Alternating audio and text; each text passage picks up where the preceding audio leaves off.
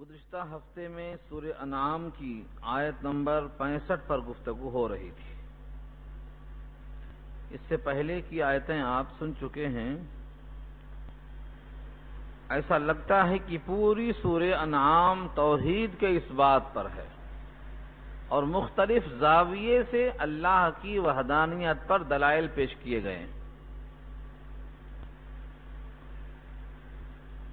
تذکرہ تھا اوپر کی آیت میں کہ اللہ ہی تم کو نجات دیتا ہے اس مصیبت سے جس میں تم اب پھنس کر پکار رہے ہو، اور اس کے علاوہ ہر کرب سے نجات دیتا ہے۔ پھر نجات پانے کے بعد تم اللہ کے ساتھ شرک کرنا شروع کر دیتے ہو، اور تم کو محسوس ہوتا ہے کہ جب مصیبت میں تھے تب بڑے عاجزی سے اللہ کو پکار رہے تھے، اور جب مصیبت سے باہر آ گئے تو اپنے کو تم نے آزاد خود مختار سمجھ لیا ہے۔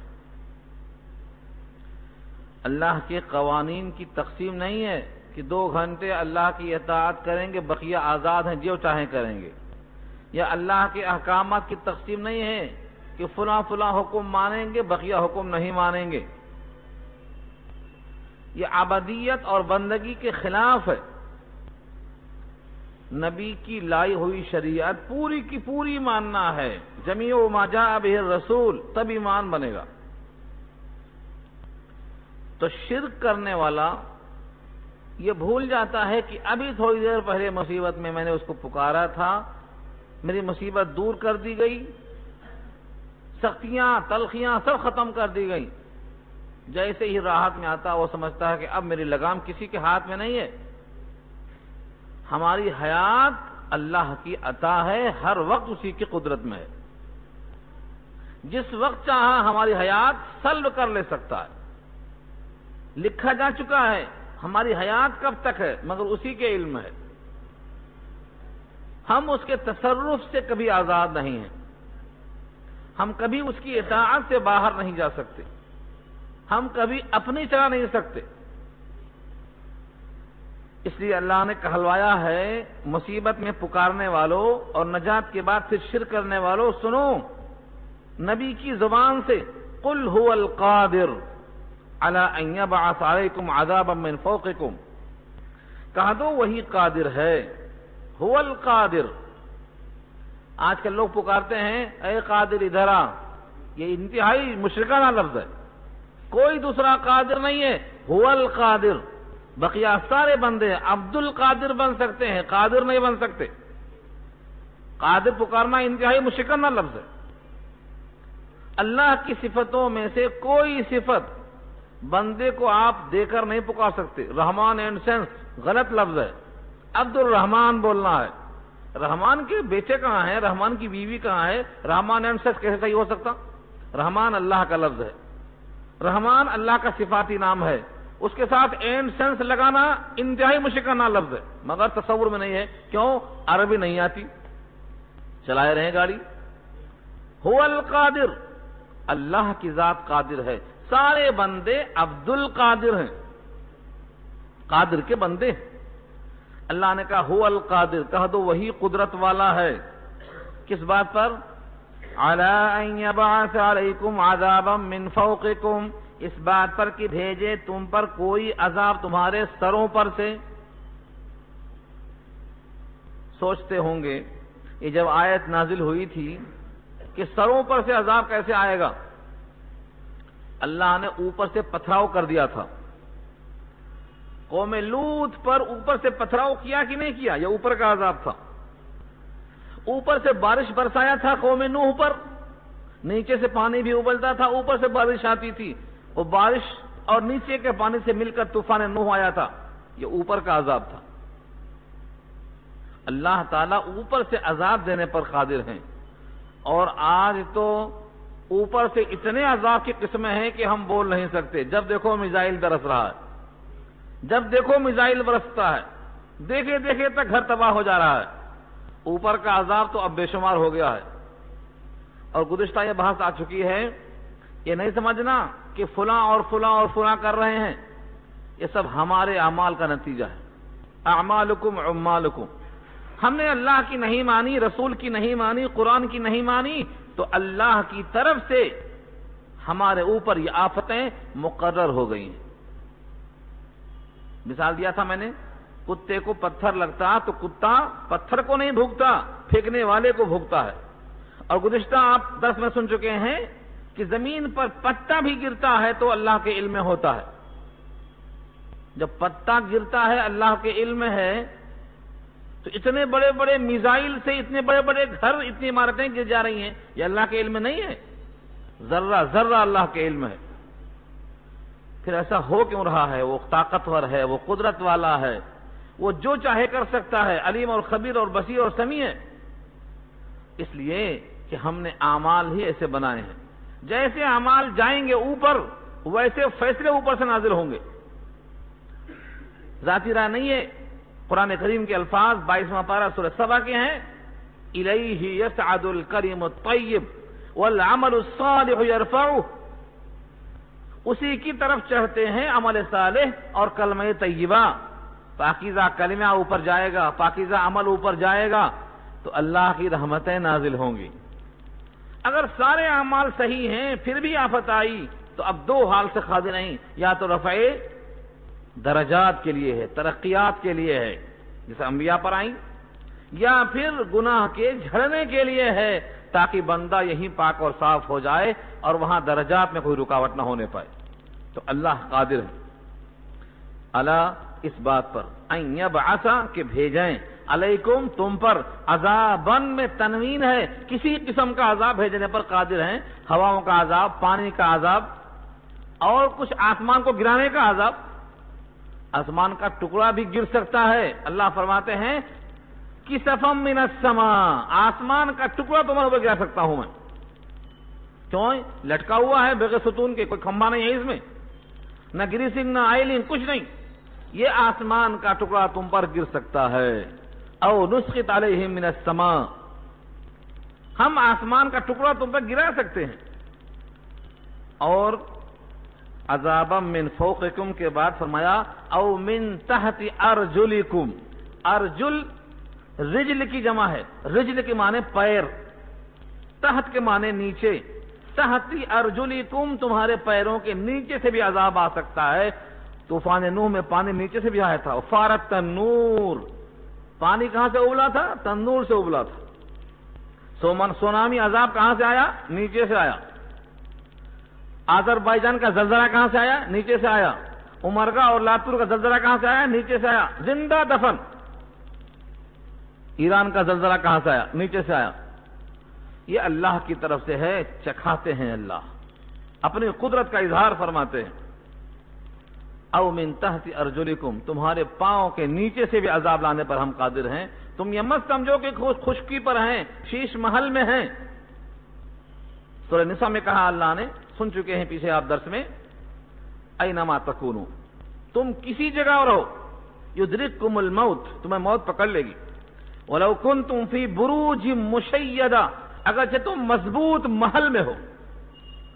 بروج کے معنی ایسا محل جو مضبوط ترین ہو سکتا ہو، گچھ کا بنا ہوا ہو، مشیدہ مضبوط ترین، جتنے بھی مضبوطی کے محل بنا سکتے ہو، چاہے وہ امریکہ کا ٹاور ہی کیوں نہ ہو، گرایا نہیں گرایا اللہ نے، اللہ گراتا ہے۔ بندے سبب بنتے ہیں بظاہر، اگر فرض کرو یہ بندے نہ ہوتے زلزلہ آتا تو زلزلہ پہ اللہ قادر ہیں، ایسی عمارتیں ایسی ویسی ہو جاتی ہیں، اللہ اس پر قادر ہے۔ اور ایک عذاب کی قسم ہے جس میں اس وقت ملوث ہے مسلمان، او یلبسکم شیعا، یا سب کو بھیڑا دے گروہ میں تقسیم کر کے، یلبسکم یا تم کو گروہ کر کے سب کو بھیڑا دے۔ یلبسکم تلبیس کے معنی آتے ہیں ٹکڑے ٹکڑے کرنا، گروہ بنانا۔ شیعان، شین یہ عین الف، شیعہ، قرآن کریم میں جہاں بھی شیعہ کا لفظ آیا ہے وہاں شاخ کے معنی میں ہے، گروہ کے معنی میں ہے، ٹکڑے کے معنی میں ہے، جماعت کے معنی میں ہے۔ مثلا ایک آدمی ہے، اس کے بیوی بچے کیا ہیں؟ یہ اس کا خاندان ہے۔ وہ اس کے اور اوپر جائیں گے، دادا پردادا کی اولاد، یہ اس کا قبیلہ ہے۔ اس کے اور اوپر جائیں گے تو اس کا وہ قوم کہلاتا ہے. قوم کا ایک فرد ہے. قوم ہے، قبیلہ ہے، خاندان ہے، افراد ہیں، فرد ہے. اللہ فرماتے ہیں شیعن ایک درخت ہے، اس کی شاخیں ہیں. شیعہ کو شیعہ کہنے کی وجہ کیا ہے؟ یہ پہلے اسلام کے جز تھے، پہلے یہ کلمہ پڑھتے تھے اور آج بھی لا الہ الا اللہ کا جز وہ مانتے ہیں. دوسرا ٹکڑا جو ہے اس میں اختلاف کر کے الگ ہو گئے. خوارج ہیں شیعہ، معتزلہ شیعہ، کرامیہ، جہمیہ، فرقیے، سب کے سب اسلام کا جز ہیں مگر گمراہ فرقے ہیں، گمراہ طبقے ہیں. خوارج ہے، معتزلہ ہے، کرامیہ ہے، قدریہ ہے، جبریہ ہے، زیدیہ ہے، یہ سب فرقے ہیں. یہ سب کیا ہیں؟ شیعہ، ٹکڑے ٹکڑے تقسیم ہو گئے. اللہ فرماتے ہیں وَيُذِيقَ بَعْضَكُمْ بَأْسَ بَعْضٍ، اور چکھا سکتا ہے تم میں سے بعض کو بعض کی لڑائی. بَأْسٌ کا لفظ پیچھے آ چکا ہے، بَأْسَ اور ذرہ پیچھے آ چکا ہے، انی مثنیہ ذر پیچھے آ چکا ہے. تو بَأْسٌ کے معنی جنگی شدت. تم میں سے بعض کو بعض کے ساتھ اس کی جنگی قوت سے ٹکرا سکتا ہے. ترجمہ پھر لفظی دیکھو، او یلبسکم شیعن، یا تم کو لباس پہنا دے شیعہ کا، ٹکڑے کا، گروہ کرا دے. لباس کو لباس کیوں کہتے؟ یہ بدن سے چپٹا ہوا ہے، اندر اس کے کیا ہے؟ داغ ہیں، دھبے ہیں، آپریشن کیا ہوا، کٹا ہوا، سب چھپا ہوا ہے. تلبیس کہتے ہیں چھپا دینا. تلبیس شخصی، دھوکہ دینا. ابلیس کو ابلیس کہنے کی وجہ وہی ہے، انہیں دھوکہ دیتا. تلبیس ابلیس سے کتاب کا بھی نام ہے. تو لبس کے معنی تلبیس کرنا، خلط ملط کرنا. یہ لفظ ابھی پھر آئے گا ایک رکوع کے بعد، جہاں ایمان کو شرک کے ساتھ خلط ملط کیا گیا ہے. الذین آمنوا ولم یلبسوا ایمانہم بظلم، یہ بحث انشاءاللہ آئے گی ایک رکوع کے بعد کہ ایمان شرک کے ساتھ گڈ مڈ خلط ملط ہو جاتا ہے. تو ترجمہ کیا ہوا؟ او یلبسکم شیعان، یا تم کو گروہ گروہ کر کے کس کا؟ شیعان کا ترجمہ ہے گروہ گروہ کرنا. یلبسکم تلبیس کر دے. تم کہتے ہو ہم حق پر، وہ کہتے ہم حق پر، بکھر گئے. اس کے بعد یذیق، اذاق یذیق، ذائقہ چکھانا. بعضکم بعض بعض، تم میں سے بعض کو بعض کی جنگی شدت، ایک دوسرے کو مان لیتے. حضور صلی اللہ علیہ وسلم کا ارشاد ہے مجھے تمہارے اوپر بھوکا مرنے کا اندیشہ نہیں ہے، مجھے تمہارے اوپر کفر میں جانے کا اندیشہ نہیں ہے. ہاں میرے بعد تم لوگ کہیں آپس میں لڑ کر ایک دوسرے کی گردنیں مارنے لگو، مجھے اس کا اندیشہ ہے. حضور صلی اللہ علیہ وسلم کی یہ دعا کہ میری امت غرق نہ ہو، میری امت حرق نہ ہو، پوری کی پوری ڈوب کے مر جائے، پوری کی پوری جلا دی جائے، نہ ایسا عذاب آئے. میں نے دعا کیا تھا، اللہ نے قبول کر لیا. لیکن یہ آپس میں نہ لڑیں، یہ دعا میں نے کی تھی، اللہ نے کہا یہ منظور نہیں ہے. یہ مصلحت خداوندی ہے. آج چاہے وہ عراق ہو یا افغانستان، کشمیر ہو یا بوسنیا، کہیں بھی ہو، مسلمان بحث مسلمان کے اندر درد رکھتا ہے، ایک دوسرے کی محبت رکھتا ہے، قرآن کو مانتا، اللہ کے رسول کو مانتا، اللہ کو مانتا، جنت و جہنم کو مانتا، چاہتا ہے کہ کفر و شرک دور سے نکل جائے. اس کے باوجود آپس میں ایک دوسرے کو روزانہ قتل کر رہے ہیں. یذیق بعضکم بعض بعض کی تشریح ہے یہ. آج لڑیں گے، خانہ جنگی ہوگی. اور یہ آج کیوں؟ 1427 سال پہلے جب قرآن نازل ہوا تھا، خلفائے راشدین کے زمانے میں، صدیقی خلافت کے بعد، خلافت عمر کے بعد، خلافت عثمانی کے بعد کیا ہوا؟ جنگ صفین ہوئی، جنگ جمل ہوئی. جمل میں ایک طرف عائشہ ہیں، ایک طرف حضرت علی ہیں، دونوں میں جنگ ہو رہی ہے، دونوں طرف صحابہ موجود ہیں. جنگ صفین میں امیر معاویہ رضی اللہ ایک طرف ہیں، حضرت علی ایک طرف ہیں، جنگ ہو رہی ہے. حضرت علی کے بعد حضرت حسن ہیں، انہوں نے صلح کر لیا، حضرت حسین کا قتل کر دیا گیا، شہید کر دیے گئے. سب کس کے درمیان تھا؟ یہ سب مسلمانوں کے درمیان تھا، سب مسلمانوں کے درمیان تھا. جنگ صفین میں 30 گھنٹے کے اندر 80,000 مسلمان قتل کر دیے گئے ایک دوسرے کے ہاتھوں سے. کیا ہے یہ ہے. اور یذیق بعضکم باس بعض، چکھائے تم میں سے بعض کو بعض کی لڑائی. آج بھی روزانہ شیعہ سنی، سنی شیعہ لڑائی چل رہی ہے. جب تمہارے حالات ایسے بگڑ جائیں تو تم کیا کرو گے؟ ان کو کوسو گے، ان کو کوسو گے، ان کی شکایت، ان کی شکایت، اس نے ایسا کیا، اس نے ایسا کیا. مگر اللہ کے حبیب کا ارشاد ہے، مشکات جلسانی کتاب الامارات کی روایت ہے، آقا فرماتے ہیں جب ایسا حال ہو جائے تو تم کسی کو مت کوسو، اپنے کو کوسو، اپنے کو. کیوں؟ حدیث قدسی ہے، انا ملک الملوک. اچھی طرح نوٹ کر لو، کتاب الامارات مشکات جلسانی کی روایت ہے، انا ملک الملوک. اللہ فرماتے ہیں میں بادشاہوں کا بادشاہ ہوں. وقلوب الملوک فی بیدی، تمام بادشاہوں کے قلوب میرے ہاتھ میں ہیں.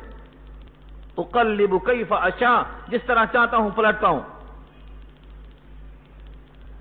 اس کے بعد آگے فرمایا جب تم پر کوئی مسلمان پر بادشاہ سختی کرے، بادشاہ تم پر مسلط ہو جائے، تو تم ان بادشاہوں کو برا بھلا کہنے میں اپنا ٹائم خراب نہ کرنا، میری طرف رجوع ہو جانا. لا تسبوا الدہر، زمانے کو برا بھلا مت کہنا. انا الدہر، زمانہ خود میں ہوں. کسی بادشاہ کی مجال نہیں کہ وہ کسی مسلمان کا ایک بال بیکا کر سکے اگر مسلمان اللہ کا ہو جائے. جس دن سے ہم نے اللہ کی اطاعت چھوڑی ہے اور نبی کا فرمان چھوڑا ہے، یہ حال ہو گیا ہے. ورنہ جنگ قادسیہ میں سعد بن ابی وقاص کا کٹورا غائب ہو گیا تھا. انہوں نے موجوں سے کہا دیکھ لو ہم اللہ کے رسول کے دیوانے ہیں اور اللہ کے حکم سے اللہ کے پیغام کو عام کرنے چلے ہیں. ہمارے پانی پینے کا پیالہ اس دریا میں گم ہو گیا ہے. پیالے کی اہمیت نہیں ہے، لیکن تاریخ کہے گی کہ اللہ والوں کا پیالہ دریا نے امانت میں خیانت کر دیا تھا. تمہارے ذمہ اس کا جواب لازم ہوگا. روایت میں یہ ہے، پڑھو، اسد الغابہ فی معرفت الصحابہ، صحابہ کی شان میں یہ ہے کہ سمندر کی موجوں نے دریا کو اوپر اچھال دیا کہ لے لو. کیوں؟ ایک کٹورا ہمارا غائب نہیں ہو سکتا تھا. سفینہ کے واسطے شیر سواری بن کے پیش ہو جاتا ہے، راستہ بتاتا ہے. آج یہ انسان نما جو شیر ہیں یہ سب کے سب بھیڑیے سے بدتر ہو گئے ہیں. ان کے دل میں رحم کے بجائے کساوت پیدا ہو گئی ہے. یہ عورتوں کو قتل کرتے ہیں جبکہ جنگ میں بھی قتل کرنے کا حکم نہیں ہے. یہ بچوں کو قتل کرتے ہیں، ان کے اوپر ایسے ایسڈ وغیرہ ڈال کے خراب کر دے رہے ہیں. ان کے دل میں یہ احساس تک نہیں ہوتا. یہ نیزوں پر بچوں کو بھون دے رہے ہیں. ان کے قلب میں اتنی شقاوت کیوں آئی ہے؟ ان کا قلب کس کے قدرت میں ہے؟ آقا فرماتے تھے اللہم یا مقلب القلوب ثبت قلبی علی دینک. اے دلوں کے الٹنے پلٹنے والے، اے دلوں پر قبضہ رکھنے والے، ہمارے قلوب کو اپنی اطاعت پر لگا دے. تو آقا فرماتے ہیں قلوب اللہ کے قبضے میں ہیں. ان کے قلوب میں اتنی سنگینی، اتنی شقاوت، اتنی بدبختی، اتنا شقیق القلب کیوں ہو گئے ہیں؟ یہ اسی لیے ہو گئے ہیں کہ ہم نے اللہ کے سامنے اپنی خواہشیں پوری کر دی ہیں، اللہ کا حکم نہیں پورا کیا ہے. اللہ ہمارے ساتھ ہے پھر بھی ہم اس کی مخالفت کر رہے ہیں. تو یہ عذاب بڑا سخت ہے. اوپر سے عذاب بارش کا، آگ کا، پتھروں کی بارش کا، تیز ہواؤں کا، یہ سب عذاب کا ذکر آ چکا ہے. چاہیں تو 20واں پارہ آخری صفحہ پڑھ لینا، ساری قوم پر کیا عذاب آیا لکھا ہوا ہے. فَكُلًّا أَخَذْنَا بِذَنبِهِ فَمِنْهُمْ مَنْ أَرْسَلْنَا عَلَيْهِ حَاسِبًا. کسی پر ہم نے ہوا بھیجا، کسی پر ہم نے آگ بھیجا، کسی پر ہم نے پتھروں کی بارش کر دی. سب موجود ہے. یہ آیت پڑھ لینا، فَكُلًّا أَخَذْنَا بِذَنبِهِ، یہ آیت پوری پڑھ لینا. تو اوپر سے عذاب، پاؤں کے نیچے سے عذاب، اور آپس میں خانہ جنگی کا عذاب. اس پر ہم قادر ہیں. انظر، اب غور کر لو، کیف نصرف الآیات، کیسے ہم پھیر پھیر کے دلائل پیش کرتے ہیں، کیسے پھیر پھیر کے آیتیں پیش کرتے ہیں، نشانیاں پیش کرتے ہیں توحید کے دلائل کے، لعلہم یفقہون، تاکہ لوگ سمجھ جائیں، یفقہون، فقیہ بن جائیں، سمجھ بوجھ کا اظہار کریں۔ اپنے آپ کو مالک مت سمجھو، اپنے آپ کو بندہ سمجھو، مگر بندہ کس کا؟ عبداللہ ہیں آپ، اللہ کے بندے۔ عبد الدینار نہ بنو، عبد الزوجہ نہ بنو، عبد الدرہم نہ بنو، عبد النفس نہ بنو۔ آپ نفس کے بندے نہیں ہیں، آپ بیوی کے بندے نہیں ہیں، آپ درہم و دینار کے بندے نہیں ہیں، آپ تو اللہ کے بندے ہیں، اللہ کی بندگی میں لگاؤ۔ تئس عبد الدراہم، ہلاک ہو جائے جو درہم کا بندہ ہے، ہلاک ہو جائے جو نفس کا بندہ ہے۔ ہمیں تو اللہ کا بندہ بننا ہے۔ لعلہم یفقہون، یہ ہے فقاہت۔ ایک کتاب پڑھ رہا تھا سورہ حج کی آخری آیتوں کے ذیل میں، اس نے لکھا ہے، باتیں بڑی لطیف ہیں، سمجھ بوجھ کی ہیں۔ لکھا ہے اگر حقیقت سے دیکھا جائے تو ہر آدمی اس وقت غلام ہے۔ کس کا غلام ہے؟ بیوی کا اور بچوں کا۔ بس 24 گھنٹے کی ساری محنت کس کے لیے ہے؟ بیوی بچوں کے لیے، ان کے کھانے کے لیے، ان کے کپڑے کے لیے، ان کی رہائش کے لیے، ان کی تعلیم کے لیے، ان کے رہنے کے انتظامات کے لیے۔ لیکن اس کا رد عمل کیا ہوتا؟ وہ ہمیں کیا دیں گے؟ وہ ہمیں کیا دیں گے؟ بڑے ہونے کے بعد آنکھ دکھائیں گے، تم نے یہ نہیں کیا تھا، تم نے کیا کیا تھا۔ بڑے ہو کر آنکھ دکھائیں گے، جیسے آج لوگ کھانا کھلاتے اور کھانا کھانے کے بعد سامنے کچھ بول دیتے اچھا لفظ، جیسے نکلتے بولتے تیل زیادہ تھا، نمک کم ہو گیا تھا، یا نمک بڑھ گیا تھا، یا ذرا کچا رہ گیا تھا، یا گوشت اس میں کم تھا، خدا جانے کیا کیا بولتے چلے جاتے۔ تو جس اولاد کے لیے ہم اتنی کوشش کرتے ہیں، یہ اولاد بڑے ہو کر بڑھاپے میں آنکھ دکھاتی ہے۔ میں یہ نہیں کہتا ہوں کہ اولاد کی خاطر مت کرو، بیوی کی خاطر مت کرو، یہ میں نہیں کہتا ہوں۔ یہ کہنا چاہتا ہوں کہ جس کا جتنا حق ہے اس کے لیے اتنا کرو، بیلنس کرو، یہ اعتدال، توازن۔ تم امت وسط ہو، تم میں چاہیے توسط، اعتدال، میانہ روی چاہیے، تمہارے چال میں افراط تفریط نہیں ہونا چاہیے۔ ہاں، زمین کا جتنا حق ہے اس کو بھی ادا کرو۔ زمین کو چیر کر تم اس میں سے غلہ نکالتے ہو جو ذریعہ حیات ہے، ہم اسی غذا سے باقی ہیں۔ زمین کا بھی حق ہے، بیوی کا بھی حق ہے، بچوں کا بھی حق ہے، جسم کا بھی حق ہے، آنکھوں کا بھی حق ہے، اولاد کا بھی حق ہے، مخلوق کا بھی حق ہے۔ سب کے حق ادا کر دو۔ اللہ نے خود کہا ہے ہر ایک کے حق کو ادا کر دو۔ لیکن ان تمام حقوق میں سب سے زیادہ حق تو اللہ کا ہے۔ کیوں؟ ہم کھاتے کب؟ جب ہمارا وجود ہوتا۔ وجود کس نے دیا؟ ہم باپ سے اور ماں سے شفقتیں حاصل کر کے بڑے ہوئے، لیکن ان کے دل میں شفقت ڈالا کس نے؟ ہم پیدا ہوئے، ننھے منھے چہرے پر بشاشت، کھیل کود، ہاتھوں میں حرکت، ہونٹوں پہ مسکراہٹ، چہرے پر ہمارے خوشحالی، یہ ایسی عطا کر دیا کہ ماں باپ مہربان ہو گئے۔ تو ماں باپ کی چاہت وہ اللہ کی عطا ہے۔ زمین سے غلہ سارے کسان مل کے گیہوں کا ایک دانہ پیدا کرنے پر قادر نہیں ہیں۔ بولتے بولتے، سنتے سنتے قطرہ ٹپکتا ہے، ٹپکتے ٹپکتے پتھر میں سوراخ کر دیتا ہے۔ یہ تو انسان کا دل ہے، بولتے بولتے بولتے بولتے سدھر جائے گا۔ جب وحشی جیسا انسان رضی اللہ تعالیٰ عنہ بن سکتا ہے، جس نے نبی کو رلایا ہو، چچا حمزہ کے کلیجے کو چبایا ہو، اور جس نے پیسہ خرچ کر کے ناک کان کٹوایا ہو حضرت حمزہ کے، جس کو اتنی زیادہ نفرت تھی اسلام سے، جب وہ اسلام کا دیوانہ بن سکتا ہے تو پھر آپ کیوں مایوس ہیں؟ آپ کرو محنت۔ آپ ان کے دلوں پر حاوی نہیں ہیں، آپ کا کام ہے پہنچانا، ذکر۔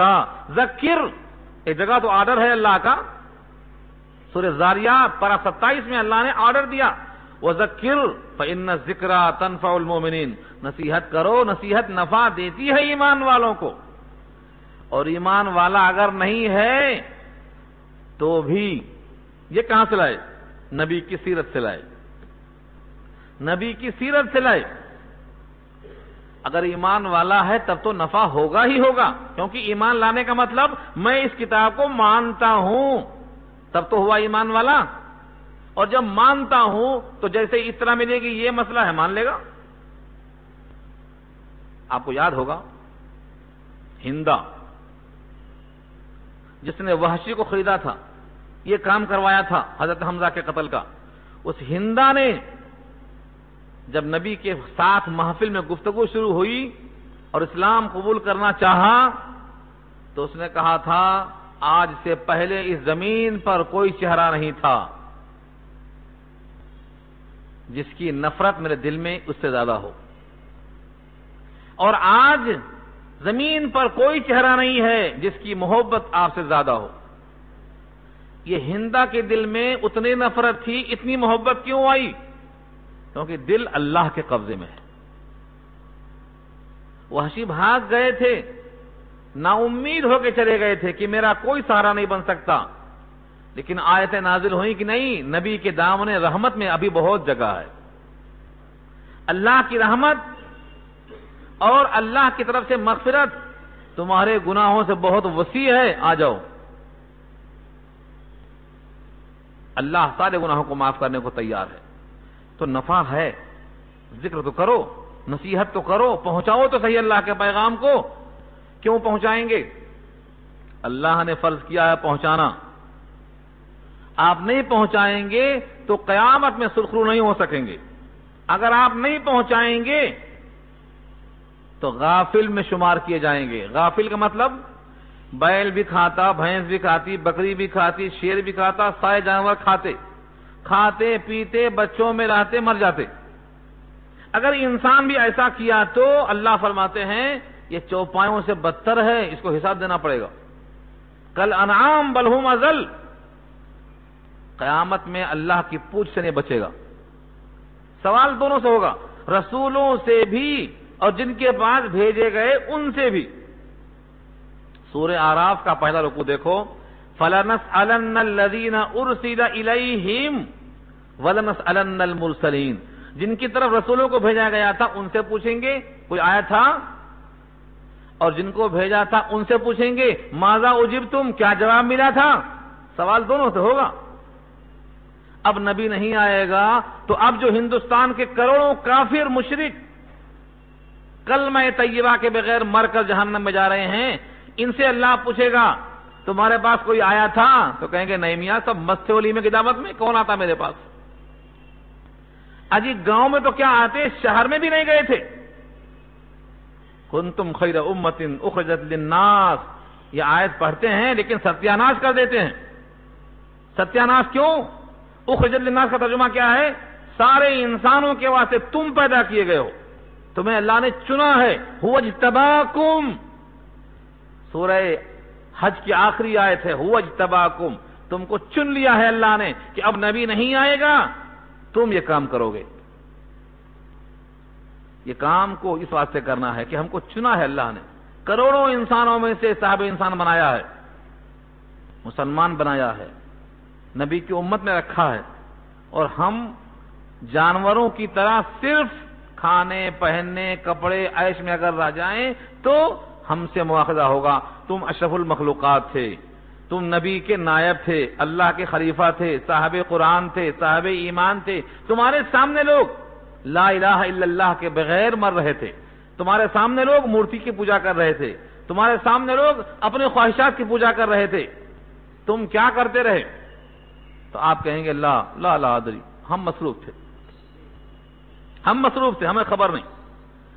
تو ذکرہ یہ متقیوں کے ذمہ ہے، لعلہم یتقون، شاید وہ نصیحت قبول کر لیں، نصیحت قبول کر لیں، ہو سکتا ہم اللہ کا پیغام پہنچائیں۔ اس پر ایک بات عرض کرتے ہوئے آگے بڑھتا ہوں۔ سورہ حج کی آخری آیت میں یہ ٹکڑا ہے، کیا لفظ ہے؟ تفصیل ہے، طویل آیت ہے، میں اس کا ایک جز لانا چاہتا ہوں یہاں پر کہ نصیحت متقیوں کے ذمہ کیوں ہے. لِيَكُونَ الرَّسُولُ شَهِيدًا عَلَيْكُمْ وَتَكُونُوا شُهَدَاءَ عَلَى النَّاسِ. یہ ٹکڑا ہے سورہ حج کی آخری آیت ہے، نوٹ کر لو، جا کے دیکھ لو، جو گھر میں قرآن ہو کھول لو. شروع ہوتی ہے آیت وَجَاهِدُوا فِي اللَّهِ سے، اللہ کے راستے میں مجاہدہ کرو، مشقتیں جھیلو، تم کو چنا ہے اللہ نے، مگر یہ سب کیوں کرو؟ تاکہ لِيَكُونَ الرَّسُولُ شَهِيدًا عَلَيْكُمْ، رسول تم پر گواہ ہو جائیں اور تم رسول پر گواہ ہو جاؤ، تم لوگوں پر گواہ ہو جاؤ. یہ کب ہوگی گواہی؟ کیسا منظر ہوگا؟ بڑی پیاری آیت ہے، بڑی پیاری روایت ہے. کیا ہوگا اس موقع پر؟ فرمایا کہ انبیاء کرام سے اللہ پوچھیں گے ماذا اجبتم، تم کیا جواب دیے گئے؟ وہ اپنا جواب سنائیں گے. امتیوں سے کہا جائے گا کہ تم تک اللہ کا پیغام پہنچا کہ نہیں پہنچا؟ تو حضرت نوح کی امت کہے گی ہم تک تو نہیں پہنچا، کوئی آئے نہیں. 950 برس تک تبلیغ کی حضرت نوح علیہ السلام نے، لیکن امتی کیا کہیں گے؟ ہمارے پاس کوئی نہیں آیا. پتھروں سے مار مار کے ان کو چھپا دیا تھا پتھروں سے، اور آپ کیا بولیں گے قیامت میں؟ ہمارے پاس کوئی آیا ہی نہیں. امت محمدیہ گواہی دے گی کہ ہر نبی نے اپنا پیغام پہنچا دیا. ہم گواہی دیتے ہیں،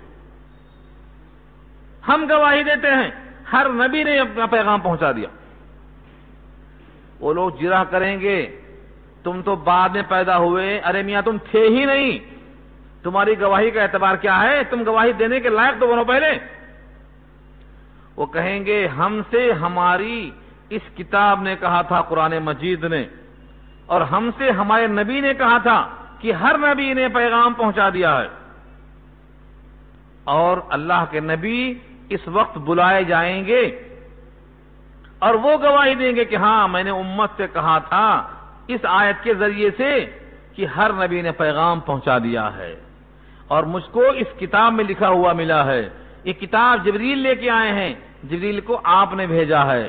اس کے بعد حجت پوری ہو جائے گی. یہ مضمون کلام پاک میں 3 جگہ آیا ہے. سورہ حج کی آخری آیت میں نوٹ کرو، اس کے بعد سورہ نساء کے آخری حصے میں آیا ہے رسلا مبشرین ومنذرین لئلا یکون للناس علی اللہ حجۃ بعد الرسول. یہی ترجمہ ہے اس کا، لوگوں کے پاس کوئی حجت اللہ کے خلاف باقی نہ رہ جائے، حجت پوری کر دیں گے اللہ. اور یہی مضمون اور بھی ایک جگہ آیا ہوا ہے، وہ بھی عجیب واقعہ ہے. ابن مسعود سے کہا نبی صلی اللہ علیہ وسلم نے مجھے ذرا قرآن سناؤ. انہوں نے کہا میں آپ کو سناؤں؟ آپ پر تو نازل ہوا ہے. فرمایا ہاں سناؤ، مجھے دوسروں سننے میں مزہ آتا ہے. سنایا ابن مسعود نے. سورہ نساء شروع کیا، پڑھتے پڑھتے پڑھتے پہنچے فَكَيْفَ إِذَا جِئْنَا مِنْ كُلِّ أُمَّةٍ بِشَهِيدٍ وَجِئْنَا بِكَ عَلَى هَؤُلَاءِ شَهِيدًا. بس کیا حال ہوگا اس وقت آپ کا اے نبی؟ فَكَيْفَ، کیا حال ہوگا اس وقت؟ اذا جئنا من كل امة بشہید، ہر امت سے ہم گواہ کو پیش کریں گے. وجئنا بک، اور آپ کو لائیں گے اے نبی علی ہؤلاء شہیدا، ان تمام پر بطور گواہی کے.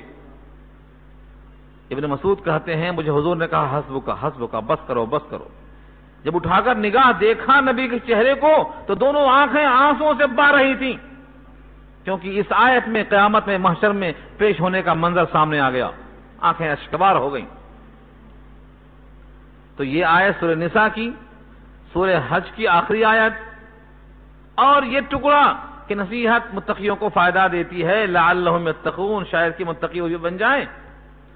ہمارے اور آپ کے ذمہ ہے یہ کہ ہم قرآن کو ان تک پہنچائیں. اس کے بعد کچھ لوگ ایسے بھی ہیں جنہوں نے دنیا کو سب کچھ سمجھ لیا ہے اور دنیا کی حیات میں کھو گئے ہیں، اور ان کے اپنے اعمال بد کی وجہ سے ایسا گرفتار ہو گئے ہیں کہ ان بد اعمالیوں سے باہر نکلنے کو تیار نہیں، ڈوبے ہوئے ہیں اسی میں. انہیں ہوش نہیں آتا کہ حیات عارضی ہے، مستعار ہے، کچھ دن کے بعد یہ حیات ختم ہو جائے گی، لوگ ہم کو مٹی میں دفن کر کے آ جائیں گے، بس غفلت میں پڑے ہوئے ہیں۔ اللہ فرماتے ہیں نصیحت کرو، فائدہ دیتی ہے نصیحت، لیکن جن کے دل میں مذاق ہے، دل لگی ہے، ان کو چھوڑ دو ان کے حال پہ۔ وَذَرِ الَّذِينَ اتَّخَذُوا دِينَهُمْ لَعِبًا وَلَهْوًا، چھوڑ دو، زر کے معنی چھوڑ دو، کس کو؟ جنہوں نے بنا لیا ہے اپنے دین کو کھیل اور تماشا، لہو و لعب، لعبا و لہوا۔ اس سے پہلے میں نے عرض کیا تھا کہ لعب اور لہو میں فرق ہے۔ تماشا کو لہو کہتے ہیں اور لعب کہتے ہیں کھیل کو، یعنی جسمانی ورک جس میں زیادہ ہوتا اس کو لعب کہتے ہیں، اور ذہنی عیاشی جہاں ہوتی ہے اس کو لہو کہتے ہیں۔ کوئی لڑکی گانا گا رہی ناچتے ہوئے، یہ کیا ہے؟ لعب نہیں ہے، یہ لہو ہے، ذہنی عیاشی کہا اس کو، یہ بھی حرام ہے۔ ولیمے کی دعوت میں 20,000 دے کے یہ حرام میں ان تمام کو شریک کیا جاتا ہے، جنہیں کھلایا گیا پلایا گیا، یہ محبت نہیں ہے، یہ ان سب کے ساتھ عداوت ہے، کیونکہ سب کو شریک جرم بنایا گیا ہے یہ کام کر کے۔ میری ذاتی رائے ہو تو رد کر دو، لیکن جس کتاب کو چومتے ہو اسی کتاب میں لکھا ہوا ہے، 21واں پارہ سورہ لقمان کا پہلا رکوع ہے، وَمِنَ النَّاسِ مَن يَشْتَرِي لَهْوَ الْحَدِيثِ لِيُضِلَّ عَن سَبِيلِ اللَّهِ، لوگوں میں سے بعض وہ ہیں جو لہو الحدیث کو خریدتے ہیں تاکہ بھٹکا دیں اللہ کے بندوں کو اللہ کے راستے سے۔ اس آیت کا شان نزول دیکھ لو کھول کر، مکے کے مشرکین میں سے ایک نے نبی کی باتوں کے خلاف ایک مغنیہ لڑکی کو خرید لیا تھا، اور وہ گانا گا کے محفل جمع کرتی تھی تاکہ لوگ نبی کی محفل سے اٹھ کر یہاں آ جائیں۔ یہ اس کا پس منظر ہے۔ آج کتنے لوگ ہیں جو محفل قرآن سے لوگوں کو دور کرنا چاہتے ہیں۔ فیصلہ آپ کے حوالے ہے کہ آپ اپنے پورے ہفتے میں سے 1 گھنٹہ قرآن کے لیے دیتے ہیں، تو آپ کے دل پہ کیا گزرتی ہے؟ بڑا کمال کرتے ہیں یار، ہر ہفتہ ہم جاتے ہیں۔ ہر ہفتہ جانا کوئی کمال نہیں ہے، آپ کی ایک لگن ہونا چاہیے کہ اس کتاب کو جو اللہ کی کتاب ہے ہمیں عطا کی گئی ہے، اور اللہ نے ہم کو اس کام کے لیے چن لیا ہے، ہم اپنی پوری طاقت اس میں صرف کر دیں گے۔ هُوَ اجْتَبَاكُمْ، سورہ حج کا آخری ٹکڑا ہے، هُوَ اجْتَبَاكُمْ، تم کو چنا ہے اللہ نے، اور کہا ہے پوری طاقت لگا دو۔ طاقت لگانا کس کو بولتے؟ بڑی پیاری حدیث یاد آئی، بہت طویل حدیث ہے، آج نہیں سناؤں گا اس کو، لیکن اس کا ایک ٹکڑا پیش کروں گا۔ نبی صلی اللہ علیہ وسلم کی محفل تھی، آپ نے کہا مجھے 3 چیزیں پسند ہیں۔ ابو بکر صدیق کھڑے ہوئے، کہا مجھے بھی 3 پسند ہیں۔ عمر فاروق کھڑے ہوئے، کہا مجھے بھی 3 پسند ہیں۔ حضرت عثمان کھڑے ہوئے، کہا مجھے بھی 3 پسند ہیں۔ حضرت علی کھڑے ہوئے، کہا مجھے بھی 3 پسند ہیں۔ جبریل آیا عرش بری سے، کہا مجھے بھی 3 پسند ہیں، اور اللہ کا پیغام لایا ہوں، اللہ کو بھی 3 پسند ہیں۔ یہ 21 پسند ہوتی ہے، کبھی سناؤں گا کسی محفل میں۔ آج صرف یہ سنانا چاہتا ہوں، اللہ کی پسند 3 تھی، ان میں سے ایک ہے بذل الاستطاعہ، طاقت کو خرچ کر دینا۔ جو طاقت اللہ نے دی ہے آپ کو، وہ اللہ کے دین میں خرچ کر دینا، چھپا کے رکا کے نہیں رکھنا۔ علم کی طاقت ہے، زبان کی طاقت ہے، مال کی طاقت ہے، وقت کی طاقت ہے، اولاد کی طاقت ہے، آپ کے پاس جو بھی طاقت اللہ کی دی ہوئی ہے لگا دینا۔ بذل الاستطاعہ والصبر عند الفاقہ والبکاء عند الندامہ، ندامت کے موقع پر رو دینا، فاقے پر صبر کر لینا، اللہ کی خاطر ساری طاقت کو لگا دینا، یہ اللہ کو بہت پسند ہے۔ اس لیے فرمایا کہ طاقت کو پوری لگا دو۔ جب لوگ باطل میں طاقت کو لگاتے ہیں تو آپ کو حق میں لگانے میں کیا تعامل ہے؟ ناچنے والی رنڈی پر 20,000 جب خرچہ ہو سکتا ہے تو آپ کو اس کی تلافی کے لیے، نیکیوں کے پرچار کے لیے، حق کو واضح کرنے کے لیے، اچھائیوں کا حکم دینے کے لیے اس سے بڑھ کے خرچ کرنے میں کیا تعامل ہے؟ اس خرچ کرنے پر تو گناہ کبیرہ ہوگا، جہنم میں جانے کا ایندھن بنے گا، لیکن اس کی تلافی کے واسطے آپ خرچ کریں گے تو انشاءاللہ آپ کا مقام بلند ہوگا۔ جو اللہ کی بلندی چاہے گا، کتاب اللہ کی بلندی چاہے گا، نبی کے دین کی بلندی چاہے گا، اللہ اسے ذلیل نہیں کر سکتے۔ اللہ کی غیرت کے خلاف ہے، اللہ سب سے بڑھ کر غیرت مند ہے، اسے بلند کریں گے۔ تو حاصل کیا نکلا؟ ان کو چھوڑ دے، جو اپنے دین کو لہو و لعب سمجھتے ہیں۔ اللہ اکبر، کیا آیت ہے! چھوڑ دے ان لوگوں کو اتخذوا دینہم، جنہوں نے اپنے دین کو بنا لیا ہے، کیا بنا لیا ہے؟ لہو و لعب، کھیل اور تماشا، سوائے چند افعال کے اور کیا اسلام میں باقی رکھا ہے؟ ایک جنازہ ہو جاتا ہے، ایک نکاح ہو جاتا ہے، باقی جو چاہے کرو، کون پوچھتا؟ ایک بچوں کا ڈرامہ ہو رہا تھا، مکالمہ، کسی نے پکڑ کے پوچھا مسلمان ہونے کے واسطے کیا ضروری ہے، کیا کرنا ضروری ہے؟ تو وہ بچہ مکالمے میں مذاق کرتے ہوئے بولتا ہے گوشت کھانا، راتوں میں جب راتیں آتی ہیں جگنے کی تو اس میں جگنا راتوں میں، اور گوشت کھانا، اور عید بقرعید میں نئے کپڑے پہننا، یہ سب مسلمان ہی بتا رہے ہیں۔ کیوں؟ یہ دکھائی دے رہا ہمارے پاس کا اسلام سمٹ کر کیا ہو گیا ہے؟ بچہ ہوا تو عقیقہ کرنا، شادی کر دینا، جنازہ پڑھ لینا، چوتھا کون سا کام ہو رہا ہے؟ کوئی کام۔ زکوٰۃ کے موقع پر ڈنڈی مارنا چاہتے زکوٰۃ دینا نہ پڑے، اولاد کی تعلیم کے موقع پر یہاں وہاں ڈال دیتے، پھر بولتے بچہ بگڑ گیا ہے۔ بچے کو تم نے ڈالا ہے اس مقام پر جہاں بگڑنا ہے، چکی ہی ہے خراب کرنے کی وہ۔ اولاد کو اچھے مقام پہ ڈالو، دنیا گئی تو گئی، آخرت کم سے کم نہ جانے پائے۔ ہمارے جینے کا مقصد کیا ہے؟ اللہ کی رضا، اس پر نگاہ رکھو کہ رضا الہی ہمیں کیسے حاصل ہو۔ تو جنہوں نے دین کو لہو و لعب بنا لیا ہے ان کو چھوڑ دو، ان کی فکر مت کرو۔ وَذَرِ الَّذِينَ اتَّخَذُوا دِينَهُمْ لَعِبًا وَلَهْوًا وَغَرَّتْهُمُ الْحَيَاةُ الدُّنْيَا، اور دنیا کی حیات نے ان کو دھوکے میں ڈال رکھا ہے۔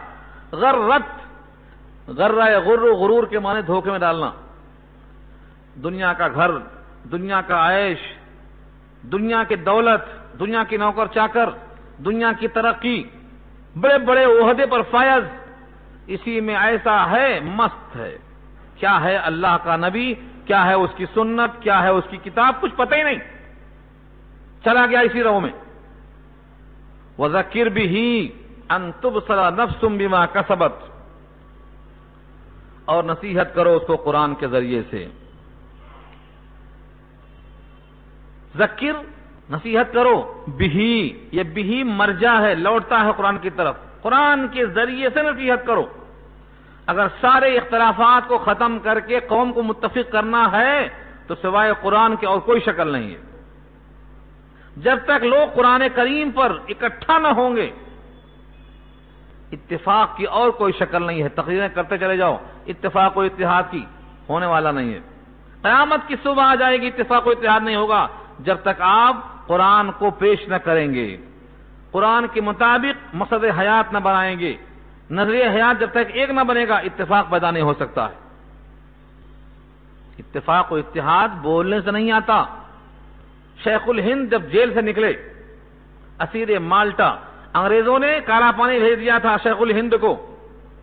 جب وہاں سے آئے تو لوگ استقبال میں گئے تو کہا میں نے جیل کی تنہائیوں میں غور کیا ہے کہ زندگی ساری لگا دوں گا دو کاموں پر، ایک قرآن کریم کو لوگوں تک پہنچاؤں گا، اور دوسرے امت میں اتفاق و اتحاد پیدا کرنے کی کوشش کروں گا۔ پھر سوچ کر فرمایا قرآن اگر امت میں پہنچ گیا تو خود بخود اتحاد و اتفاق قائم ہو جائے گا۔ قرآن سے دوری کی بنا پر امت میں انتشار پیدا ہو گیا ہے۔ تو آج یہ اللہ کا بڑا کرم ہے کہ اللہ نے آپ کو قرآن کے نام پہ جمع کیا ہے۔ آپ اس محفل کو غنیمت سمجھیں، اس کو اپنی محفل سمجھیں، میری محفل نہیں، آپ کی محفل ہے یہ۔ اس میں آپ کی ایمانی قوت کا اور آپ کے لیے خدا کی کتاب سمجھنے کا بہترین ذریعہ ہے، اور آپ کو کھلی آزادی ہے۔ جس لفظ میں، جس مقام پر آپ کو شک و شبہ ہو، آپ ہاتھ اٹھا کر پوچھئے، موقع دیا جائے گا، سمجھیں گے، سنیں گے، پورا محاضرہ کیا جائے گا۔ ایسا نہیں ہے کہ منمانی کری جائے، مسلط کیا جائے۔ ایک ایک لفظ کو ہم اسی نیت سے پیش کرتے ہیں کہ اللہ کی رضا ہم کو بھی حاصل ہو جائے۔ تو اللہ فرماتے ہیں ذکر بھی، اس قرآن سے نصیحت کرو۔ نبی بھی اس قرآن سے نصیحت کرتے تھے، اور جب تک قرآن نہیں آیا تھا مکے میں 40 سال تھے مگر خاموش تھے۔ قرآن 40 سال کے بعد اترا ہے، اسی لیے زندگی کے شروع کے 40 سال میں دعوت آپ نے نہیں پہنچایا، زندگی کے اخیر 23 سال میں پہنچایا ہے۔ مکہ کے 13 سال، مدینہ کے 10 سال، کل 23 سال میں اتنا بڑا صحابہ کا سمندر پیدا کر دیا آپ نے۔ تو قرآن سے محنت کرنا ہے۔ ان تبصل نفس بما کسبت، تبصل ابھی اوپر آیا تھا نا ابسلو، پھر نیچے آ رہا ابسلو۔ نصیحت کرو قرآن کے ذریعے سے یہ کہ کوئی شخص اپنے کردار کے سبب اس طرح نہ پھنس جائے۔ ان تبصل نفس بما کسبت، نفسن کے معنی کوئی آدمی، بما کسبت اپنے کرتوت کی وجہ سے، اپنے کیے ہوئے کی وجہ سے،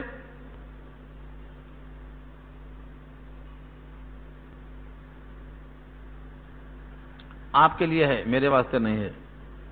اس میں لکھا ہے آج آپ کی ضیافت کا انتظام ہے، نفس بما کسبت، کہ کوئی آدمی گرفتار ہو جائے، کسی کا نفس گرفتار ہو جائے، پھنس جائے، تبصلہ پھنس جائے، نفسن کوئی انسان کہاں پھنس جائے، بما کسبت اپنے کرتوت کی وجہ سے۔ مجھے ایک آیت یاد آئی اس آیت کی تائید میں، جتنے دنیا میں انسان ہیں سب کے سب رہن رکھے ہوئے ہیں۔ رہن، رہن کو اچھا سمجھتے پرانے شہر کے لوگ۔ کل نفس بما کسبت رہینۃ الا اصحاب الیمین، سورہ مدثر پارہ 29۔ رہن کسے کہتے ہیں؟ گھر میں زیور تھا 5 تولے کا، رکھا دیا، اس کے بدلے پیسہ لے لیا۔ یہ پیسہ دیں گے زیور ملے گا، نہیں تو نہیں ملے گا، یہی تو مطلب ہے۔ کل نفس رہینۃ، رہین ریحان سے بنا ہے، رہین رے ہے یہ نون، رہین اس کا مادہ ہے رہن۔ بما کسبت رہینۃ، جو ہم نے کام کیا ہے اس کے معاوضے میں رہن رکھا ہوا ہے۔ اب اگر اس رہن شدہ جسم کو چھڑانا چاہتے ہیں تو جو مطالبہ ہے وہ پورا کر دیں، ورنہ یہ نفس ہمارا رہن رکھا ہوا ہے، یہ کہاں جائے گا؟ جہنم میں جائے گا۔ میں نے ایک روایت پڑھی ابن ماجہ میں، پہلی بار پڑھا میں نے وہ روایت، میں خود دنگ رہ گیا سوچ کے۔ ہر آدمی کے لیے اللہ نے 2 گھر بنائے ہیں، ایک جنت میں ایک جہنم میں۔ ابن ماجہ کتاب الفتن آخری حدیث پڑھ لینا۔ ہر آدمی کو اللہ نے 2 گھر بنا کے رکھے ہیں، ایک جنت میں ایک جہنم میں۔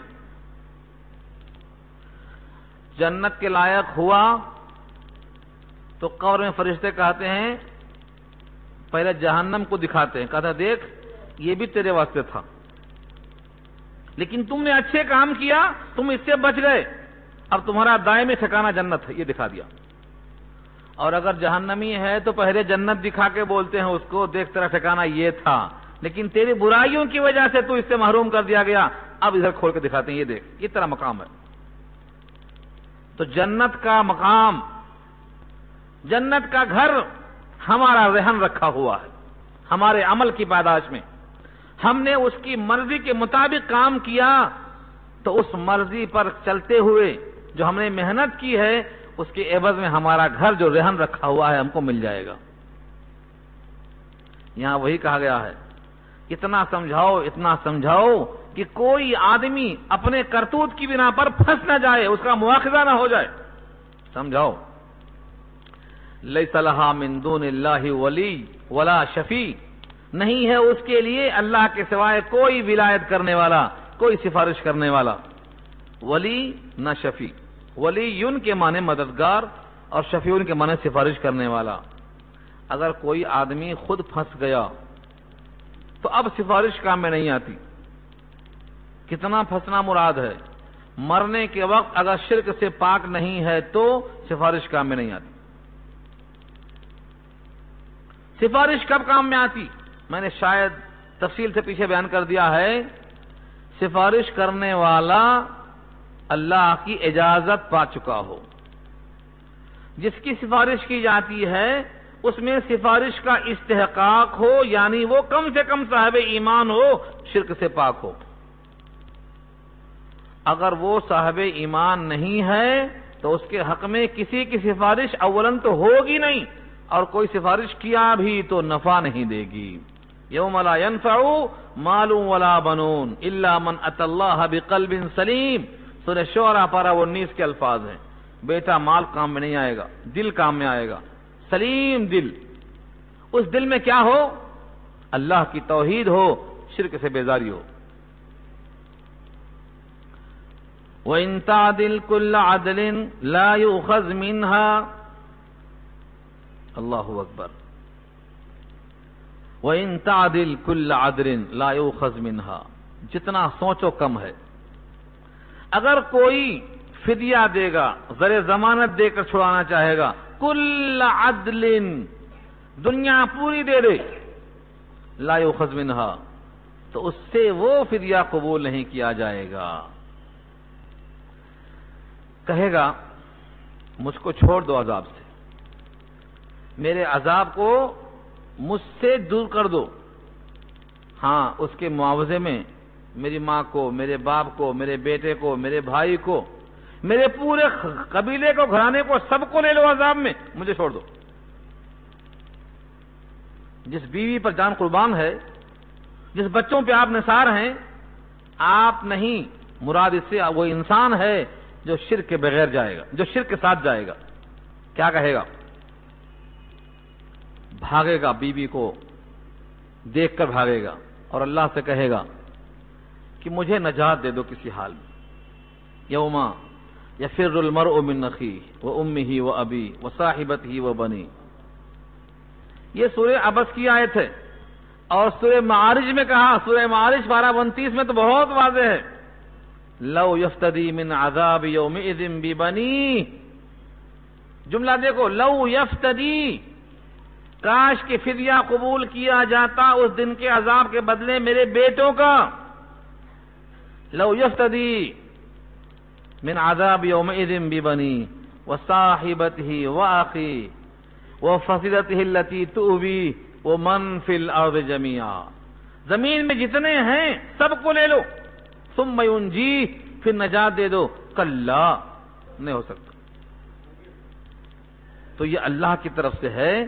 وَإِن تَعْدِلْ كُلَّ عَدْلٍ، اگر وہ عدل یعنی فدیہ دیں، پورا کا پورا فدیہ دیں، پورا معاوضہ دیں.